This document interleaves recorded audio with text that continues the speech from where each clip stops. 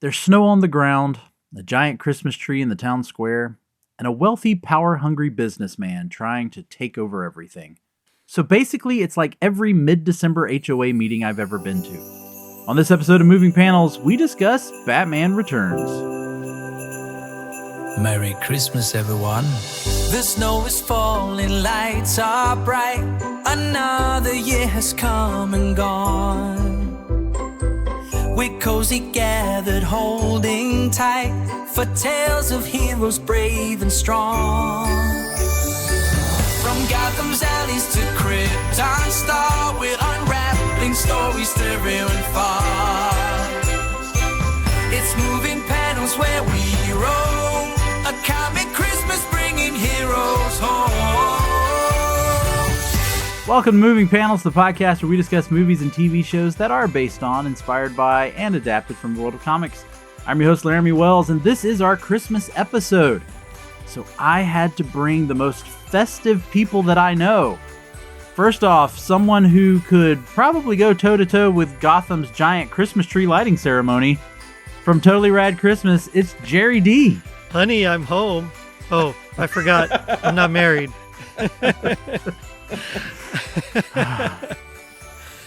How's it going? How you doing, Laramy? I am good. I'm excited, always excited. I mean, we're here, Christmas episode. Got to have the Christmas guy on here. That's what I'm here for, yeah. There we go. And we're talking about a Batman movie, and I mean, who knows Batman better than this guy, our resident Dark Knight expert.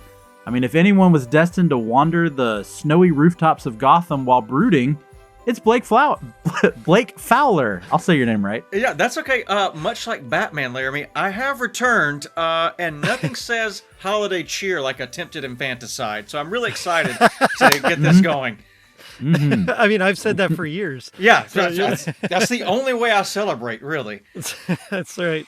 Yeah. So we are talking about Batman Returns, which we'll talk about this more later, but we are putting this here as a Christmas episode. Although the movie was released in June. Okay, yeah, it was strange. It was June 19th of 1992 was when it was released. A summer blockbuster Christmas movie. Of course, directed by Tim Burton, who, of course, directed Beetlejuice, Edward Scissorhands, and, of course, the first Batman, with a screenplay by Daniel Waters, who wrote Heathers and Demolition Man. I love Demolition Man. Yeah. What a stable of titles there for. So Gerry, what was your first memory of Batman Returns? Did you see it in theaters? Was this one you? Yes, I did see it in theaters a couple of times. I remember all the rumors going around before it came out. You know, that was like my earliest memory. My uncle was talking to me about how they wanted Danny DeVito to be Penguin, and they wanted Madonna at one point to be Catwoman, and then I know Sean Young tried to audition or like really, what are they called? Campaigned for the role, and so I remember all the rumors before the movie. But yeah, I saw it in theaters, and it was awesome. Now, how about you, Blake? I was, 5 years old. So my biggest memory is the Happy Meal toys. Like wanting the Happy Meal toys, begging my parents, can we go to McDonald's for the Batman? We have Batman toys at home. It's like, we don't have these Batman toys at home, though. I would like these instead. So that's really my first memory is going. And this was at the time we discovered where you can just buy the toys. You don't have to buy that whole Happy Meal. Yeah. You can just purchase the toys. So that's what we did. Yeah. Let's take a detour into that. Yeah, love it. So Warner Brothers, of course, made a massive deal about this movie, and they made the deal with McDonald's to help promote it. They made Happy Meal toys. There were McDonald cups that you could buy. There was all this merchandise.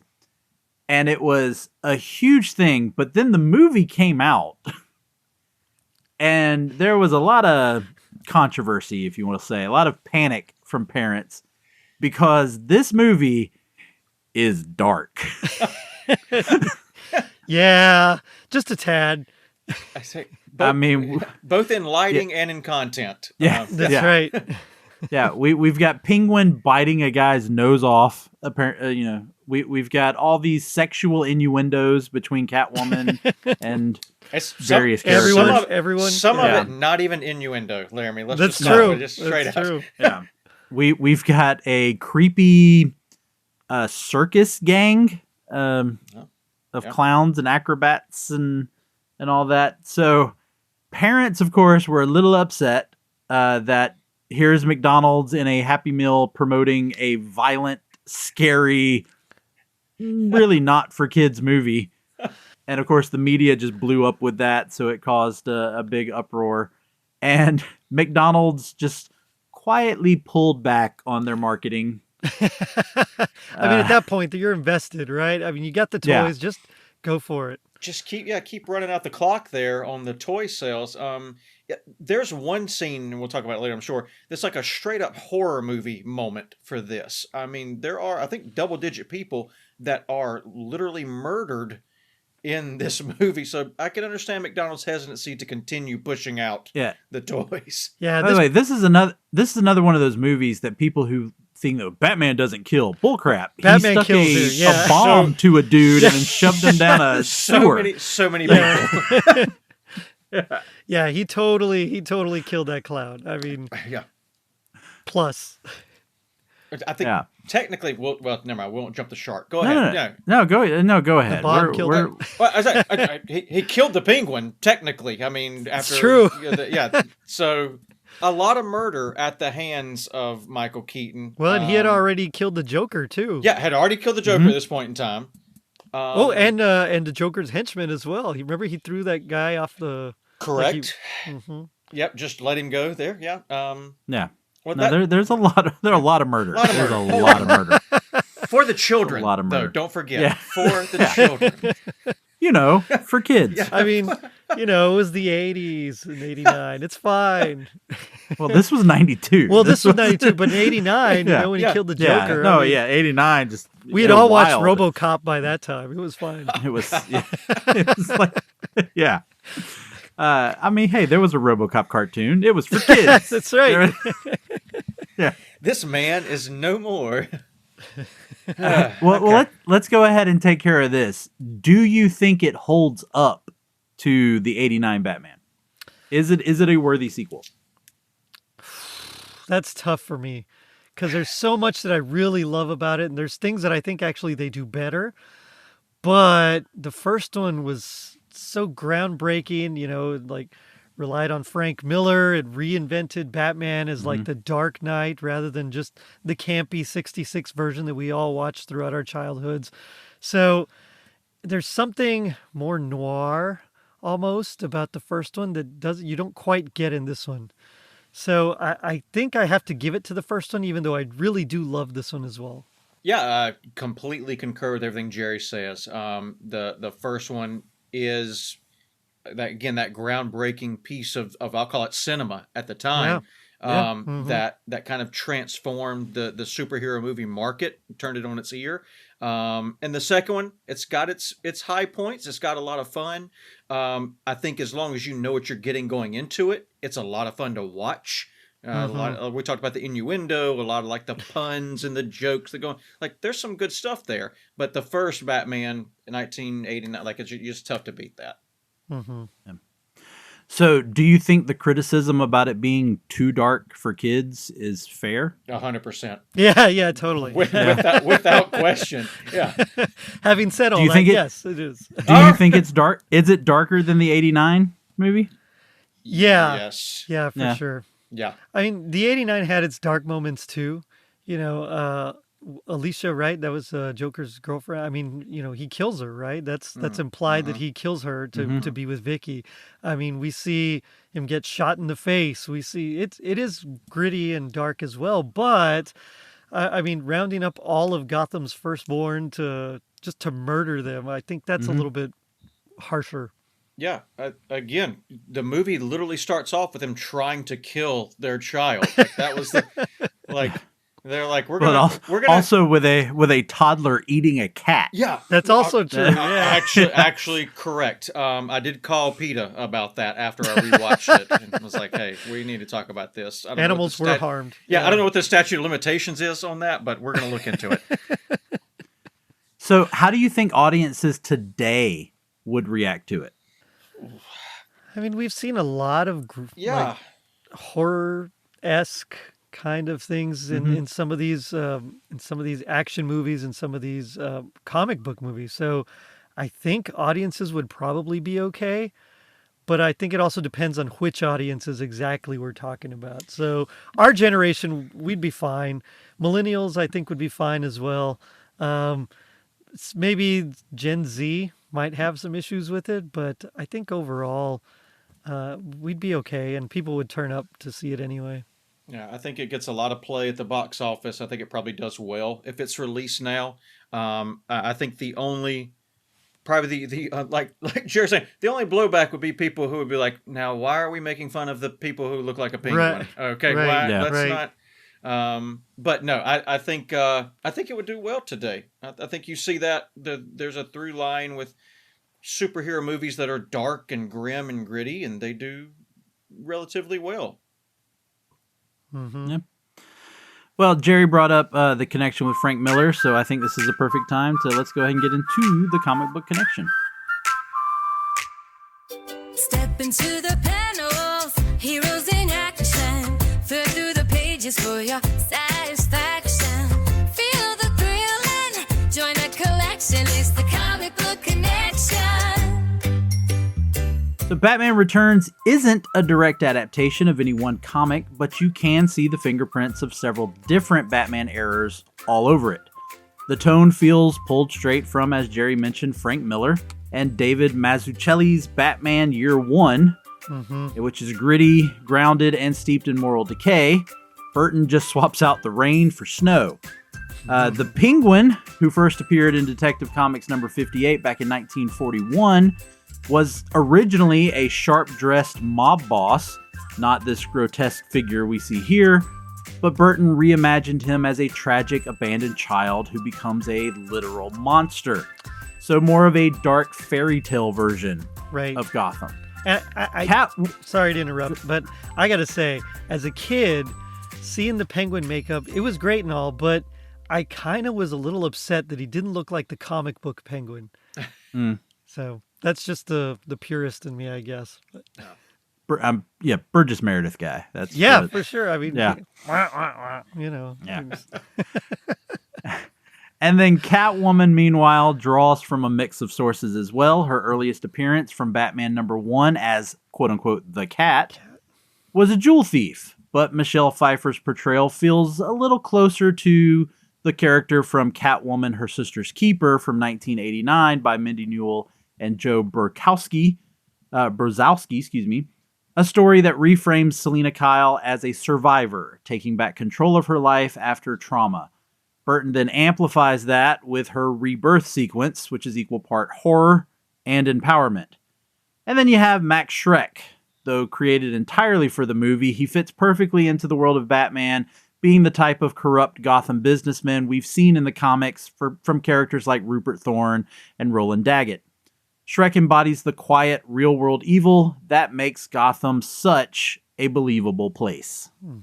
So, did you think that Burton did make the right call with reinventing these villains the way that he did instead of sticking closer to the comics? I know what you just said, Gerry, about not wanting the original Penguin, but do you think that Burton made something by reinventing these characters? Yeah, I do. You know, I would have liked if he was really going to stick the landing, they would have had toys that looked exactly like the Penguin, and I don't remember that. I remember them releasing a Penguin that was almost a copy of the Superpowers line.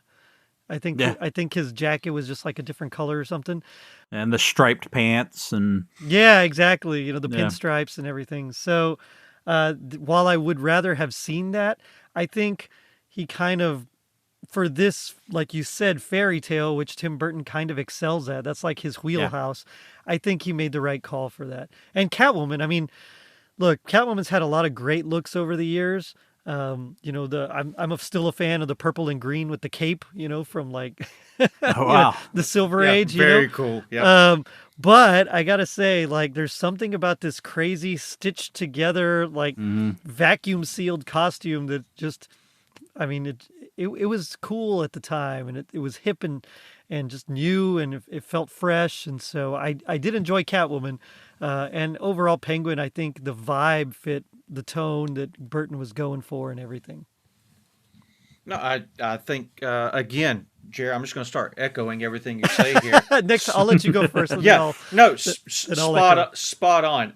I did like the reinvention of some of the characters, namely the Penguin. I liked having Max Shreck in lieu of when I watched it on the rewatch. My immediate thought went to Daggett Industries. Like that's who that character reminds me of. The Penguin. While the movie itself is what many would consider a blockbuster success, Danny DeVito's Penguin now has a cult following of sorts. Like people love that iteration of the Penguin, and it is talked about, in hush circles of fandom across the world. But I think the decision to make him that creepy, eerie, bird-like creature was a stroke of genius for Tim Burton's universe. Like he fits into that world. Same thing with Selena Kyle, Catwoman. I mean, she's got this Frankenstein's monster look going on that mirrors her broken psyche and multiple personalities she's got trying to go on. So I think, again, fitting inside the world of Tim Burton, a lot of just inspired choices and decisions were made. What do you think? So this is 1992. This comes out in June. 3 months later, we get Batman the Animated Series. What did you think of them then pretty much that being the next Batman that we get? There is so much that ties to Burton's universe, but yet their Penguin is more the traditional Penguin. Yeah. Catwoman maybe a little bit kind of inspired by this Catwoman, but she does still kind of have a classic look. So do you think anything of this movie impacted the series? Because clearly the series was already being developed, already being animated. Right. Right. So. Yeah, I think, you probably can't put Catwoman in a latex costume for a kid's show on Saturday morning. So I get the decision to go a little more traditional. But I was going to say at some point in time during this, and now's as good a time as any, I will die on the hill of the best thing about the Burton movies is that Batman the Animated Series gets made, and it gets made in the vein of those movies, that dark noir Art Deco style. Like that doesn't happen. Maybe it does, but like there's so much inspiration that's clearly drawn from those movies. And I would not be the Batman fan I am without the animated series, and the animated series would not occur without those two movies happening. 1,000,000%. I completely agree. The thing about Burton's movies, right? It's like, you're right. It does have like that 30s, 40s kind of vibe, but also there's technology that kind of negates all that. So it's like set in the modern times, but not. And so it's just like this really hard to define era, which I think makes it almost timeless. Yeah. And the animated series took that and ran with it. And, so we get the gangsters, like, but really the James Cagney kind of Edward G. Robinson straight up, but also we get the modern, like the Bat computer and all this stuff that there's no way would be around at that time. So it's just, it's a fantastic mix. And I think Burton's legacy really drew from that. And I was glad to see the Penguin, while he did still have some aspects of the DeVito version, was kind of closer to the comics as well. So it kind of was like a nice balance between the two, I thought. Yeah, the technology.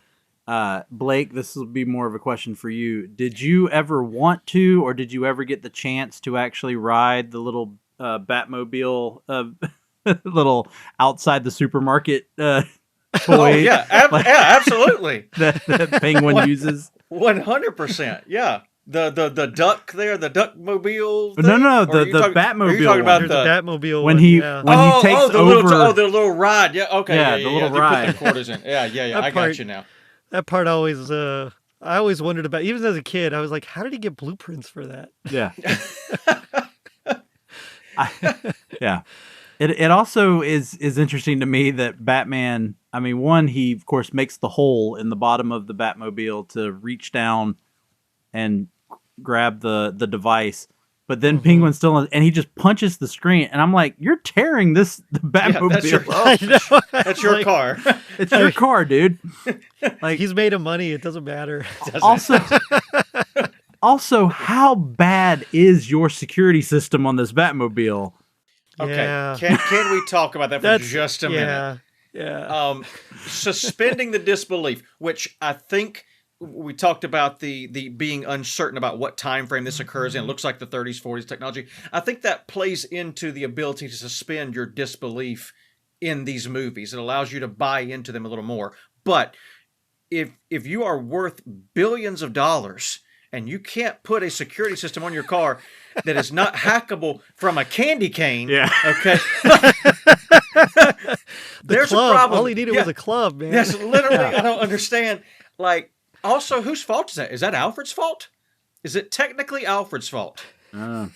Is there a Lucius Fox in this universe? That would be. I haven't seen one, so Or, I'm gonna assume it's Alfred's fault. What was the name of the mechanic that would come in to work on Oh it? yeah, I can't remember his name. In the animated series, I can't remember at all. But yeah, no, he needed somebody, Meineke, something. I don't know. He needed some help. Right. Right. Where's his? I would love to see Batman running around with like a steering wheel, holding the steering wheel so no one could drive it away. Yeah. He just pulls Fighting the crime. steering wheel off. I want the scene where he puts like the steering wheel club, like before he gets out. Yeah, of the exactly. Batmobile. Just the club. That's all he needed. That actually it has on it the Bat Club, like that's That's Club, 100%. 100%. Yes. The Bat Club just pulls it out, sticks it on. I also would love a moment where he was like, how did they hack our system? Well, sir, you didn't update your Norton antivirus. Yeah, That's right. That's right.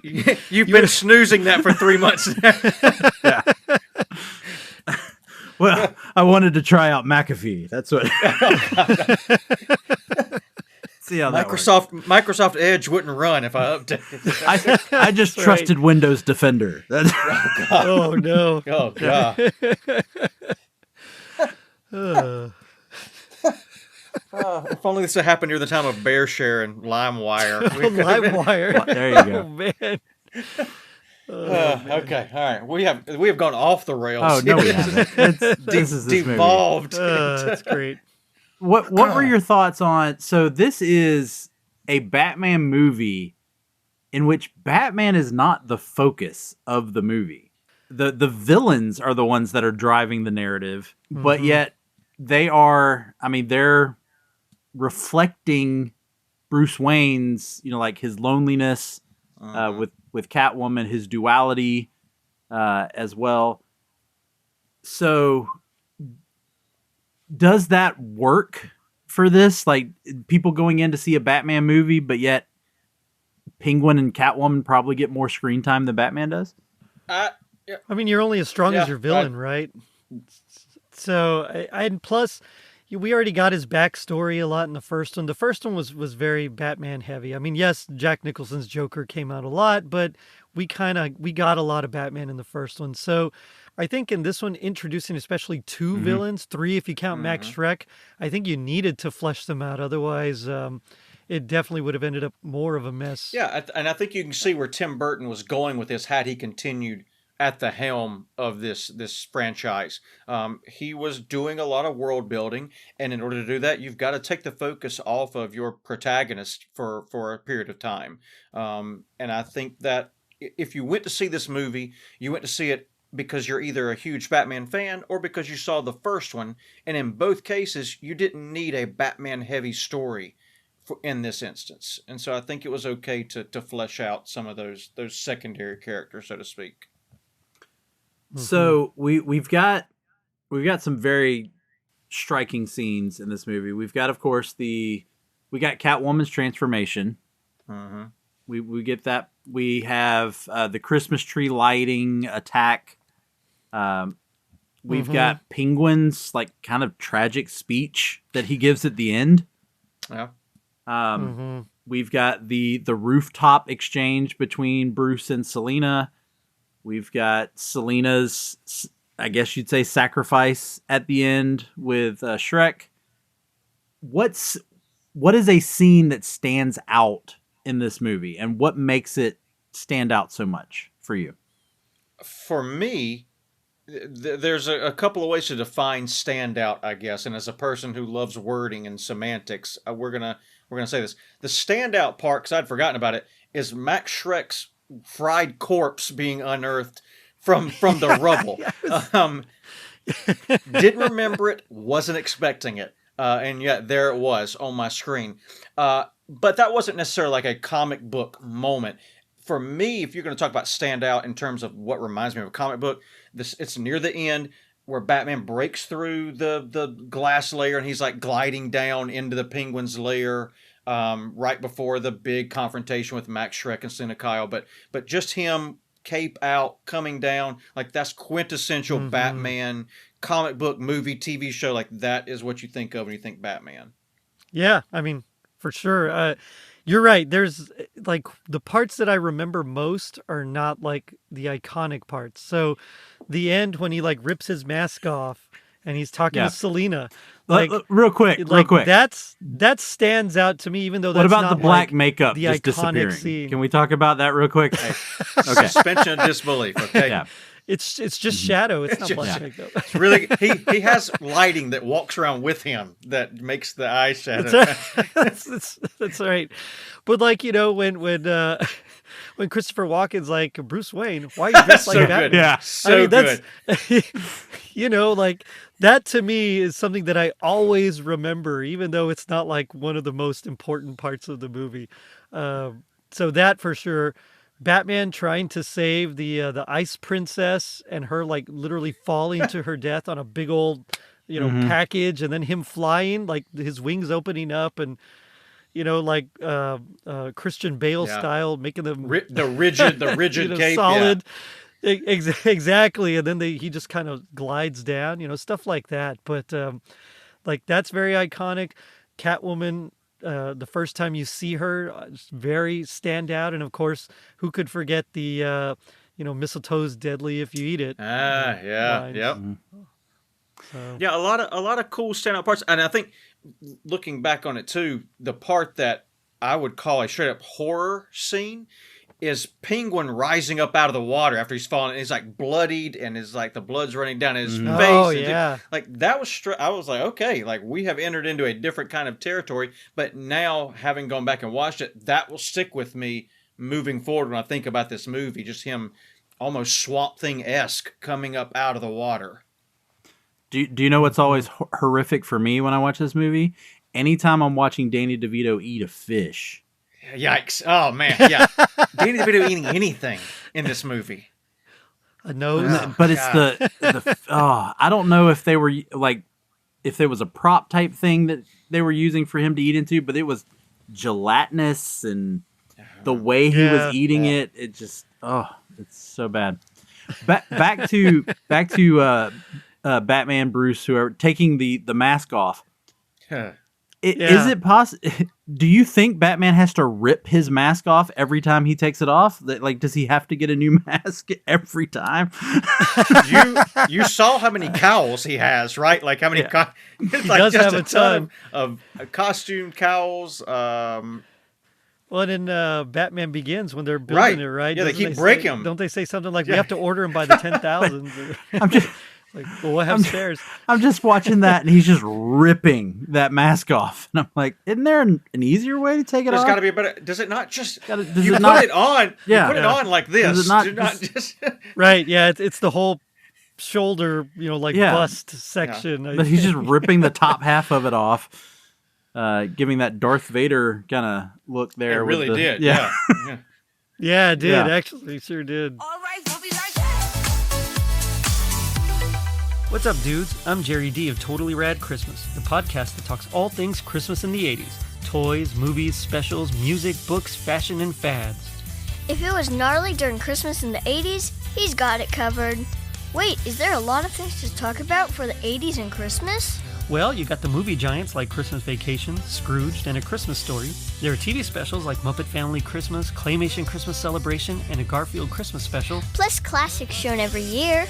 You also jam out to Last Christmas, Do They Know It's Christmas, and Christmas in Hollis. But most of all, it was a time for the most bodacious, best-selling Christmas toys ever, like He-Man, G.I. Joe, Transformers, and Cabbage Patch Kids. Yes, them too. We cover them all, plus much more, including standard segments like Hap Happiest Memory, Gag Me with the Spoon, The Other Half of the Battle, and Chant with the Littles. So tune in to Totally Rad Christmas everywhere you get your podcasts. Turn the clock back and dive into those warm and fuzzy memories. Later, dudes.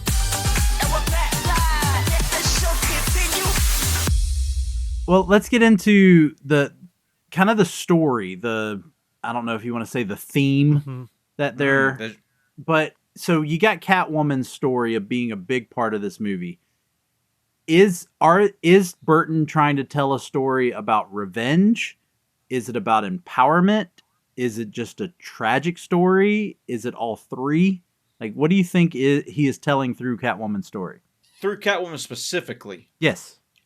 Okay, I think for her, just her story, I think you're looking at more of a story of finding who you are and being okay with who you are.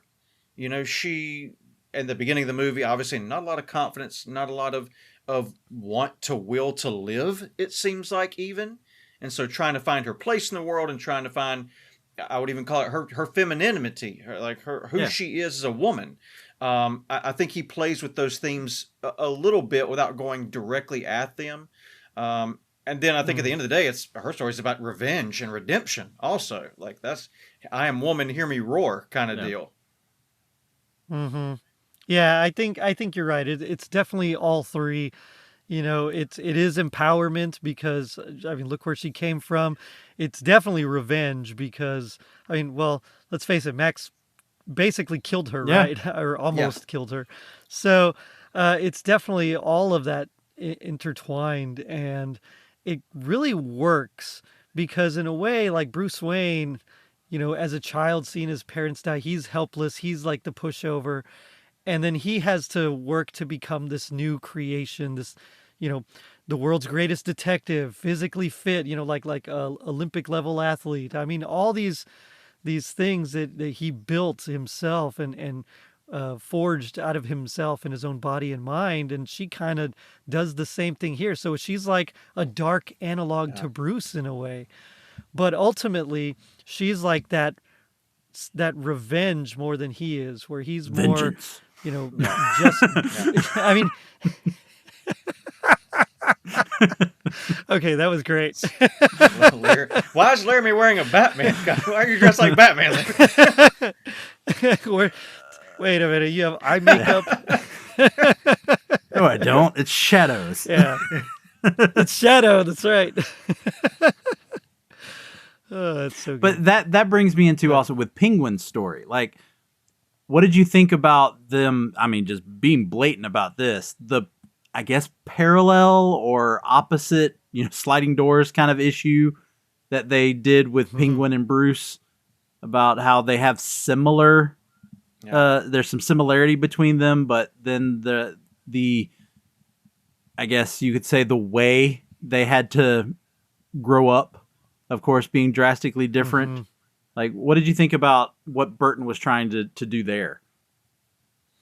And I mean, I know I'm saying Burton in all of this, like he wrote the whole thing. Obviously, there was Daniel Waters who wrote the screenplay, but there's a set of one shots in the comic book world called One Bad Day. And it takes all of Batman's villains and it talks about, you know, why they are the way they are. And all it takes is one bad day. And in a more macro scale, I think this is that same story, that we are all at the end of the day victims of circumstance more than anything. We're born into certain situations or certain things happen to us that are outside of our control and they shape the rest of our lives. And you've got Penguin, who obviously this tragic thing, he's born this deformity and his parents decide, hey, we don't want anything to do with this child, and they discard him, and the rest of his life is shaped with trying to navigate a world that doesn't want him, that doesn't see him as human. And Bruce has this tragedy occur despite being given everything that shapes him into deciding, I'm going to spend the entirety of my life to protect and the betterment of others. And so I think those two tales are telling the same thing, that no matter who you are, life comes for you. And then what do you do after the fact? Yeah, it's almost like where Selina is Bruce, or is like Batman and his story, from the little orphan to the hero.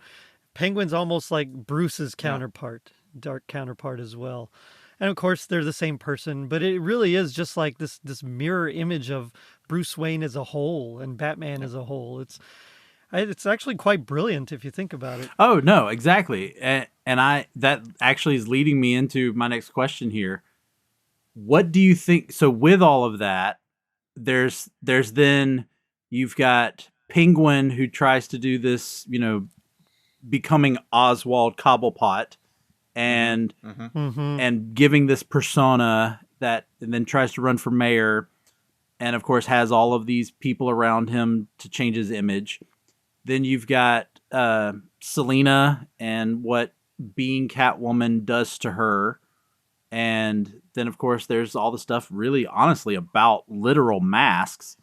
So what do you think Burton is trying to say about identity and the masks we wear?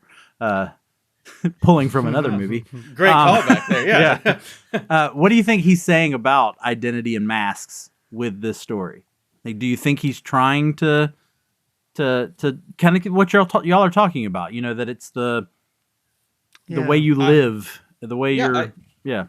I don't want to beat the horse too much, but I think that's what this whole, again, movie is about, and all these characters who are, as we've already stated several times, fighting their true nature throughout the course of the entire movie almost. Batman throughout the course of entire adulthood life, but Penguin and Catwoman specifically here over the course of this film are trying to figure out who they are and who they want to show the world. And I think that, again, it shows that no matter what you portray yourself to be, at the end of the day, your true nature is going to come out regardless. And so you have to be willing to work within the confines of who you are and navigate the world in such a way. That my sentiment perfectly. Yeah. I mean, I don't think I can say it better than that. So I'll just this time I'll say I got one. That's what I'm talking about. Yeah, because I mean that's exactly what it is. Penguin. To use an expression, is trying to put lipstick on a pig. Like it's true though. and then of course even Selina realizing that she can't do and have everything that she's trying to do and have the way she's trying to do it. That's just not a feasible goal. And then same thing with Batman. And of course there's the whole thing where they try to frame Batman into looking like he's the villain and correct and doing that, and of course that doesn't stick and hold and all that. Real quick, what were your thoughts about the reveal, I guess you'd say, at the end that Catwoman is still alive? Made me hopeful. And then we never saw her again. So, we got the hint of it in that Crisis, the WB Crisis, where it says, Bruce and Selina, Knox is reading the paper. So there was that. And I mean, it would have been cool to see her return. Yeah. I think it shows that Burton had an idea of where he was going to go with the next film, and maybe even future films after that. And it is unfortunate we didn't get to see that vision. So let's go a little full circle. Do you think the controversy with like the parents reacting to it had anything to do with that? Do you think that's why WB decided to shift and make the next couple of movies a little bit more kid friendly? I think it had definitely. to, right? Yeah. Because it made in that time bukus of money, so clearly it was successful. Yeah. Why not continue it? Except for the fact that the parents they weren't happy. The kids were all right, but the parents were not. Oh yeah, I mean, the kids are gonna be fine. They don't care. Yeah. All right. Well, before we continue on, I wanted to have this discussion. This is our Christmas episode, so let's go ahead and tackle the question: is this a Christmas movie? Yeah, absolutely. He says "Merry Christmas, Mr. Wayne" at the end of the movie. Okay, it's a Christmas movie. I mean, there's a giant tree lighting. It's got snow. It's got Christmas decorations. There's holiday music that plays. Correct. Yeah. I don't know how you would say this is not a Christmas. I would be interested to hear the argument that it's not a Christmas movie. You're not going to get that from me. I'm a Die Hard as a Christmas movie person, so that's why I was bringing it up. I wasn't going to say it, Laramy. I was like, this is more Christmas than Die Hard, just so we're clear. Definitly true. I'll give you that. But yeah. It's definitely, this is not a merry and bright Christmas movie. No, this is more Nightmare Before Christmas. I think it's actually a prequel to Nightmare Before Christmas. Yeah. Now that we're looking at That's it, right. They're in the same universe. Sally does look a lot like Catwoman in Nightmare Before Christmas. Now that I'm, that's a little bit of a stretch. Well, I you know what? Actually, she's stitched together. She's stitched together. That's what I'm saying. She's stitched together. There you go. Yeah. Of course, Burton's got a thing. Of course, her skin's blue. She's been dead forever. So I mean, come on. Yeah, this is. Oh man, but the giant Christmas tree, the big presents, it's really hard to argue against. So, it. do you think that Burton is using the holiday Christmas setting to maybe contrast the darkness of Gotham? Again, we're talking about. What is he trying to say by some of this? Like, do we think he's using, like, what's the significance of setting this at Christmas time? Well, I wonder also, because Christmas time, most people think of family, they think of togetherness, and none of these characters have that's family. A good point. Yeah, that's a good point. So it could kind of contrast that and make up for it. But honestly, I don't know if that was a Burton thing or if that was a Daniel Waters thing. And so Burton might have just been playing kind of with the script that he got. I don't know. I know he wanted some changes to be made for sure. I just don't know if that was one of them or if that was part of the original script. So I'm not sure. But it is an interesting juxtaposition, right? Because I totally agree with you. The loneliness of all these. Because Christmas, like you said, is usually warmth and family and reconciliation and joy and light, but here we get lonely rooftops and abandoned infants, and And if we really want to stretch it, a found family. The penguin with his circus family.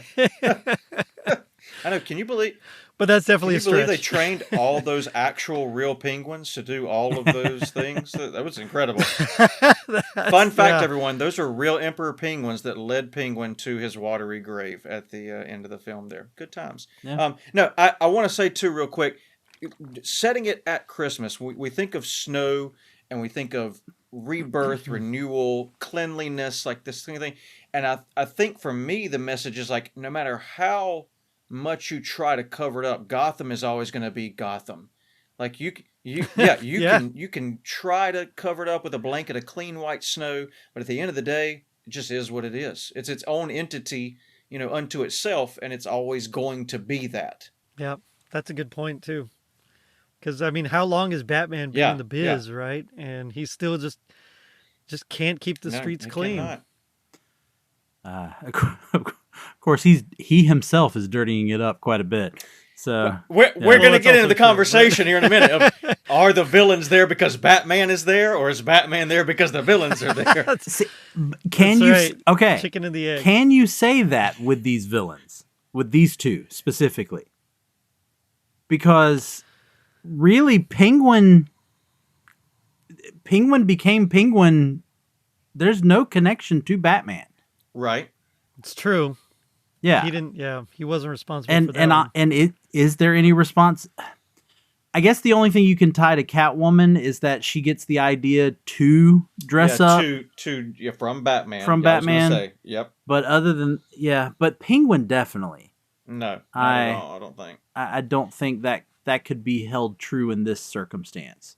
Penguin's more emboldened to take his journey because of Bruce Wayne, because he sees what Bruce Wayne has. True. And, yeah. He's the first son of Gotham, and that should have been me. So you could argue that Bruce Wayne is the impetus for the Penguin or for Oswald becoming the Penguin. Yeah. Mm-hmm. Oh, you know what? We didn't even bring this up. Why have I not thought about it? What were your thoughts about the fact that Penguin's parents are Pee Wee Herman? Yes. Nice little Easter egg there. I forgot her name, but the waitress from Pee-wee's Big Adventure. Right, I think it was like Diane. See, I didn't know that part, but I saw Rick Yes. and I was like, "What's Pee Wee Herman doing here?" I don't remember her name, but yeah, it's the actress Yes. is Diane Salinger. No, that's like, I love that stuff. That's just great little Easter eggs, and you know what? I can kind of see how Pee Wee Herman would throw away 1,000%. the Penguin. I love they don't say a word. Like that's even better. Nope. Like Hey, you've got Don't the best married couples communicate without having to speak to one another? They knew. They were like, we don't need this in the house. Like, let's get come on. But I love because they were the I guess you could say they were the Helena Bonham Carter and Johnny Depp of the early Johnny Depp of the time. Tim Burton movies. Yeah, Great point. true. Great point. There you go. So Gerry, is this included alongside Die Hard and Gremlins in your Christmas rotation? I have covered this one. Yep.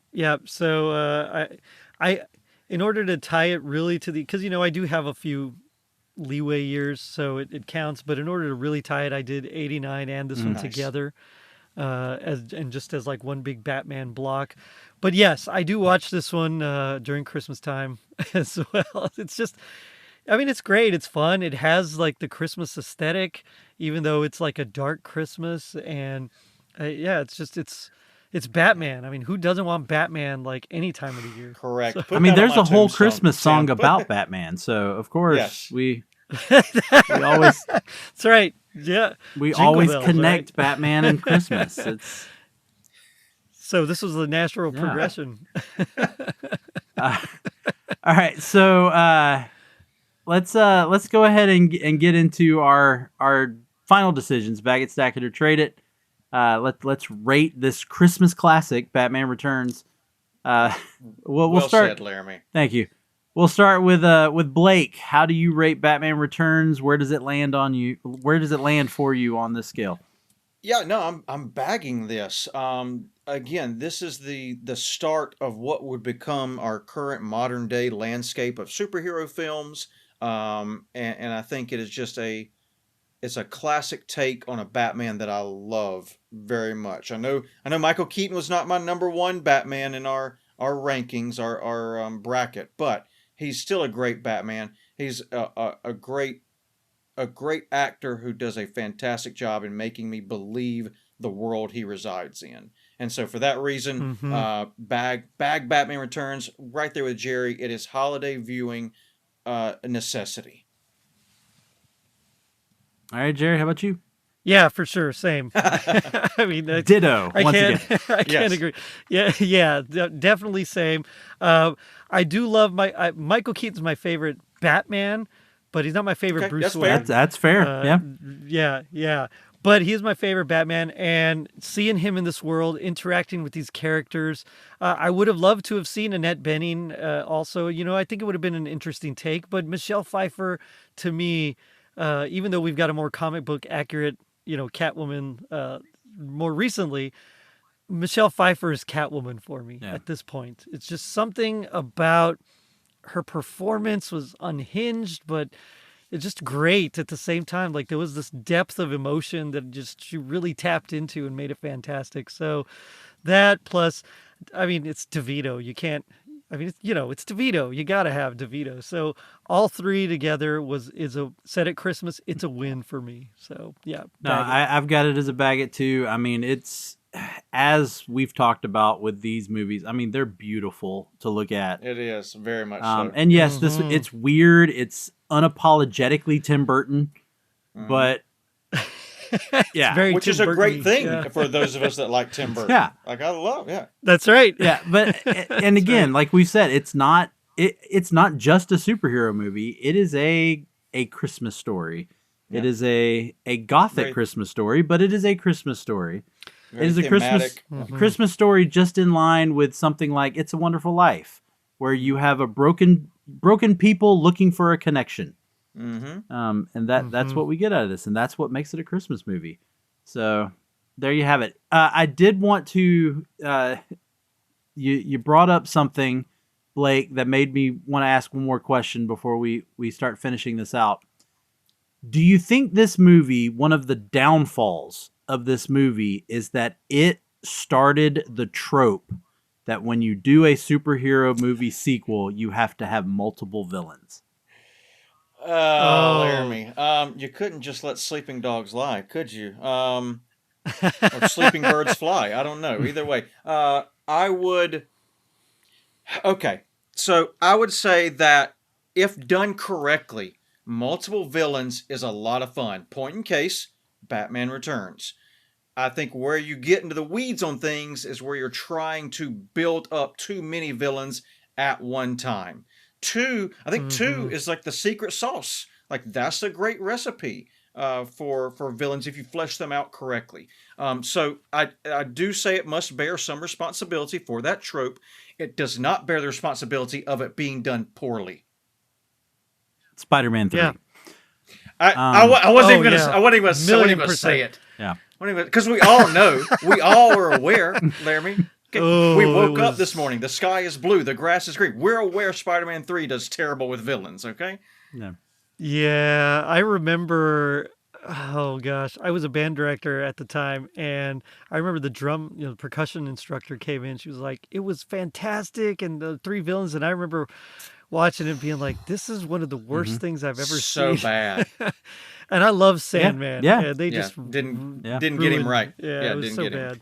But I mean, this even just Batman alone, like this, every other of this Batman run had multiple villains. But look how good. Like, that's just Batman Begins, Ra's al Ghul, and the Scarecrow. I mean, very well done. Both of them fleshed out enough to where you got what you needed out of them. So I think if done correctly, multiple villains is fine. You just need to be able to do it right. You could even say Dark Knight Rises, multiple villains.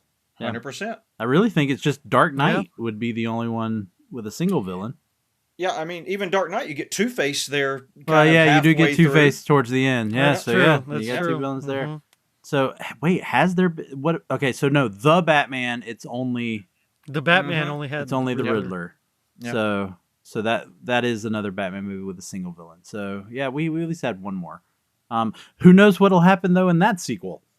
Yeah, So, I can't wait for 2038 when the Catwoman movie comes out. It'd be great. Sorry, go ahead. Yeah, yeah. We all of a sudden, I know. We all of a sudden jump from Robert 2035 Pattinson playing the year 2 Batman to all of a sudden he's the Frank Miller Dark Knight Returns.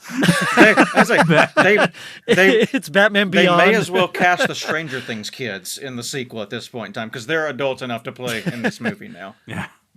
All right. Well, let me give a recommendation on this. If you're looking for another comic, I really kind of wish they would turn this into a series. Animated would be great.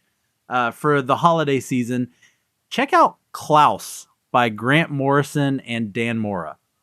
This is from Boom Studios. Yeah. It's basically the superhero origin of Santa Claus.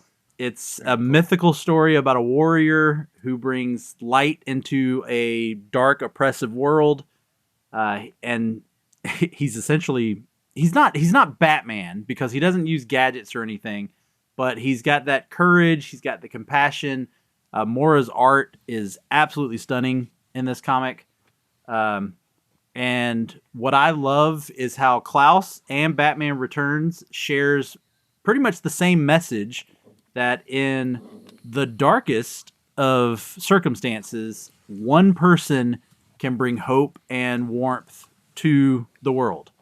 And so if you want something that keeps the Christmas spirit alive and satisfies your comic book cravings, give Klaus a read. I take it, Gerry, you are familiar with the comic? Yep.